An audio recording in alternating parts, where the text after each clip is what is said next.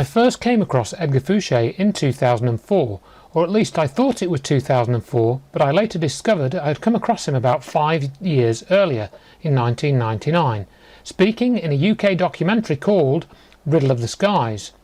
Ed only appeared on the screen for a few minutes, and, partly because of the way the information was presented in this documentary, I hadn't really taken in the huge significance of what he was disclosing to the world at that time. Edgar Fouche was disclosing information regarding what he had seen in a number of secret projects or black programs. In the 1960s, having completed his high school education, Ed was drafted from college during the Vietnam conflict. Ed was selected for the US Air Force Pararescue field and then, following an injury, retrained as an electronics and cryptographic specialist.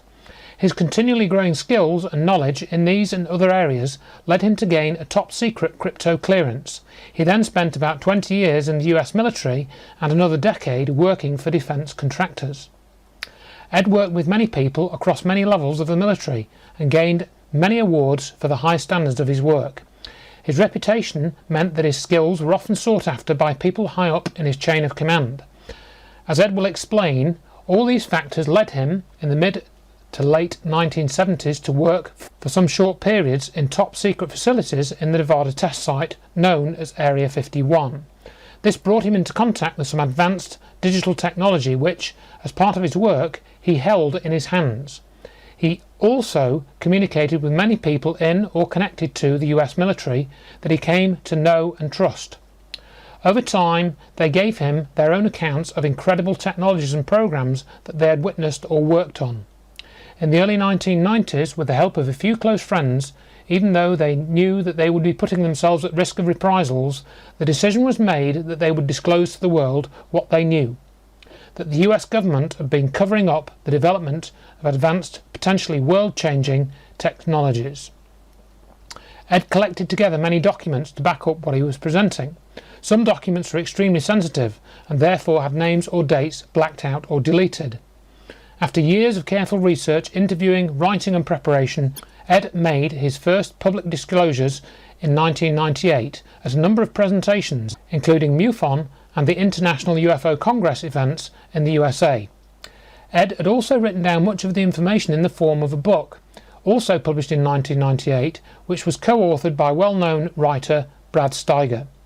The book was called Alien Rapture, The Chosen, and it used Ed's life as a canvas on which was painted the information he was disclosing. Due to the legal advice he received, most of the characters and scenarios in the painting are presented as fictional, but essentially they are based on real people and true events. The only thing in his book that was fiction was the alien agenda. Over the next few hours and minutes, we will discuss all of these important and fascinating topics, and I will try to explain how and why I became happy and honoured to speak to Mr. Edgar Fouche. How's that? Thank you, Andrew. Thank you, Andrew. That was a nice introduction. Yeah, well, I was just wanting to sort of really try and kind of go through chronologically, really, I suppose. So I worked out from, because I'd looked quite closely at what you'd sent, you know, and you very kindly directed me to a copy of your book in PDF form. And we'll get on to that later. We're going to talk a lot about that. And, you know, you've just told me recently that you've updated that, you know, and expanded it from the original version. So I think people that have read the original version would probably want to have a look at the new version to find out, you know, the new information that's in there. But I understand you were born in 1948, 22nd of February, Americus, Georgia. Is that correct? Or? Yes, I was born in Americus, Georgia. Actually, we lived in outside a little town called Ellaville, and I was born at the farm. Back then, everybody was a midwife back then, but my birth certificate came from Americus. Right. And I understand that you were born to fifth generation Americans, and your family, the family in the past has been actually involved with intelligence work. I wondered if you could tell us a bit more about that. Well, it's kind of interesting. I saw a lot of documents, and my grandparents, the Fouches, they spoke French. I knew a little growing up, but if you don't use it, you lose it. It was pretty normal life as a kid. We raised our own animals and crops, and we're pretty self-sufficient. So did you have like a small holding, or were you farmers, or how would you describe it? Well, it was a farm. It was about 1,000 acres. It's farmland. Most of the Fouches were in and around Georgia. They, some of them were farmers, some of them were in different businesses. During World War II, I had 7 uncles, and I think every one of them was on one front or another, and several of them worked in intelligence, and they used to tell stories about Joseph Fouche because they had books that were in French that they'd read. Later in my life, I started doing some searches myself, but apparently one of my ancestors, Joseph Fouche, was the French foreign minister and also started the first organized intelligence organization under Napoleon. And half the French say he's a scoundrel because he survived both Napoleon and the king. And the other half think he's the most brilliant spy there ever was, sort of like James Jesus Angleton or something. Wow. So it was quite by accident I got involved in intelligence. My biological father, Ridge Fouche, was an industrialist, and he literally started new garment manufacturing plants that made everything from Arrow and Manhattan dress shirts to, during World War II, tents, caps, backpacks, everything the military needed. He was an alcoholic, very abusive, but he was a high-performing alcoholic. Right. He was brilliant, but he was also a mean bastard. When in the book, as in my life, we moved from Georgia to San Antonio, Texas. How old were you? I would have been starting the 2nd grade. Right. Started in 2nd grade in San Antonio, Texas. We lived for a short period of time with my grandparents, the Russells. Yeah. And then about the time I was 12 years old or 11, my mother and biological father got divorced. And a year later, my mother married Glenn Edward Little, probably the smartest man I've ever known in my life. He could do literally anything. He could do repair electronics, repair any kind of automobile engine or transmission, or he could do carpentry. He could do roll and pleated seats and antique cars. He could cook anything. So, I mean, the guy was just a Renaissance man. He was well read, and he was my mentor, and probably influenced my life more than anybody. My stepfather Glenn, and then also my grandfather Russell.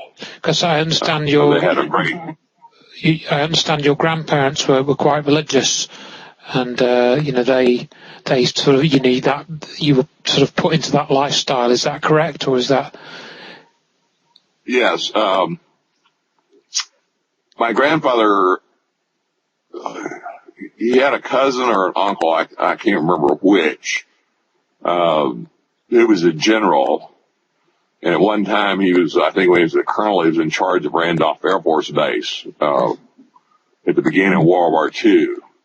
So my grandfather went to work as a machinist at Randolph Air Force Base, and I think retired around 62. And then he had always been a Nazarene lay preacher or a part-time preacher, but after he retired, they built this, they expanded the little church next door to his house, which was the church parsonage, and then he became a full-time Nazarene preacher. He was very well studied. He could quote many quite old works, including Flavius Josephus and many other works or anything in the Bible. Mm-hmm. And it was other than school and playing, everything was involved religion. I mean, almost every day of the week there would be prayer meetings or missionary meetings or fundraising, or of course Sunday, there'd be Sunday school and Sunday noon church, and then Sunday evening church, and then somewhere in the week there'd be choir practice. I mean, it was like our whole life was controlled by religious influence. I wouldn't call it indoctrination because, I believe what I was taught actually established my high moral values throughout my life. Right. And I think the journey from,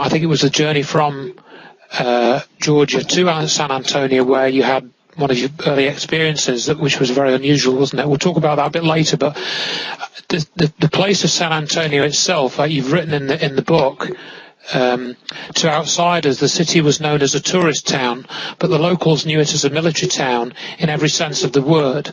The largest employer was Uncle Sam, and the majority of the retirees living in the area were military veterans and former civil service employees. So presumably then, when you went to San Antonio and you were there for a good few years, you were kind of growing up in that environment with those sorts of, people that were there. Is that a fair comment? There were at least 5 military bases in San Antonio. Fort Sam Houston, Randolph Air Force Base, which is Air Force Military Personnel Center. It's a big base. It was also a cadet training base during World War II. There's Lackland Air Force Base, which most of the people in the Air Force, except during World War II, went through Lackland for basic training, security training. They even have a training center for people that work with military dogs. Next to Lackland Air Force Base is Security Hill, which is totally controlled by the National Security Agency. There's a Southern Command and another large security organization that's under the umbrella of the NSA. There's an Army camp. I can't remember the name of it off the top of my head, but when I was 11 years old or second grade, there were probably 40% of San Antonio and Bexar County was Hispanic. Now it's more like 70%. But each of those bases also had civil service workers that worked for the government. So in addition to the military, you had the civil service workers that worked for the government or military. So the town has a massive amount of military and civil service retirees. Right. And then I think, some of this has come from the book, so I know that some of the details, are based on your life, and not all are absolutely the same. But was it true then that you, I got a date here from the book, 1971, that you'd moved to Kilgore, Texas, and you went to live with your aunt and uncle? How does that tie up with what, was in you, what happened? In the 7th grade, we moved to California for a couple of months and then back down to McAllen, Texas in the Rio Grande Valley. And then in the 8th grade, I ended up in Little Rock, Arkansas, and played football in the 8th and 9th grade at Westside Junior High School in Little Rock, which was located right next to the Capitol building. And then I started the 10th grade at North Little Rock High School. And then we moved to Gonzales, Louisiana for another new garment manufacturing plant, which is in between Baton Rouge and New Orleans. At some point in the middle of the year, I literally ran away from southern Louisiana and went to East Texas to live with my stepfather and my mother in Longview, Texas. Mm-hmm. And then I enrolled at Longview High School. Played football, was president of Thespians, I was on the National Honor Society. I was involved in quite a few activities, including the debate team. So I've been a lifelong debater because I think of that influence. And so is it the case then that in the book, the Uncle Glenn character, is sort of roughly equivalent to your stepfather. Then is that correct? Or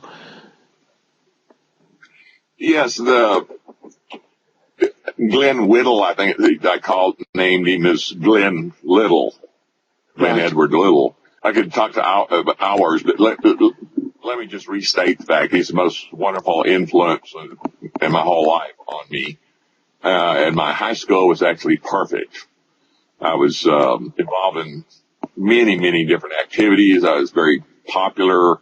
I was happy.